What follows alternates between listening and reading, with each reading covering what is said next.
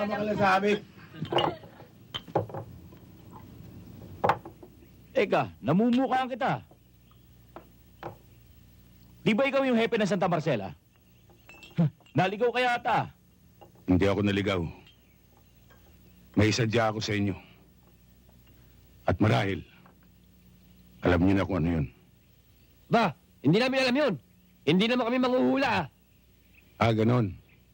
Lilinawin ko. Naparito ako para bawian ang ninyo. Na siyang patron ng Bari Pugtong.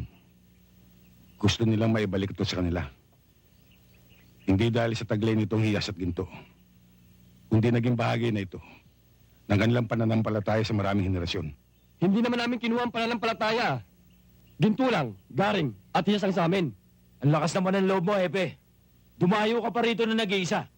Hindi ako nag-iisa. May kasama akong 3.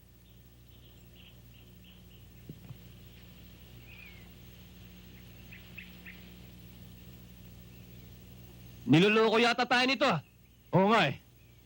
Hindi ko kayo niloloko. Ito nga isa eh. Ito pa yung 2.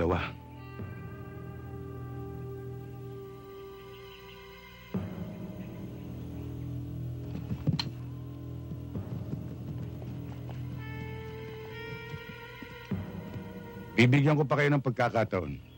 Ano? Kami pa bibigyan mo ng pagkakataon? Hepe, nasa bakuran ka namin. Gusto mo itumba ka namin ngayon? Umalis na muna kayo.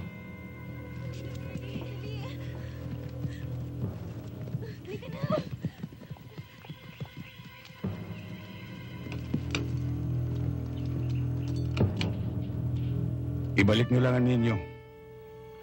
Para wala tayong problema. Anong problema? Ikaw ang may problema. Pumasok ka sa umunol. Baka hindi mo kami kilala. Kilala ko kayo. Kayo yung pangkat na sinuka ni Kari ko. Dahil pang sarili lang ang lakad ninyo. Kinakasangkapan nyo lang inyong simulain para mangurakot, mangulumbat at pumatay ng tao ng walang dahilan. Ang daming pagsasat!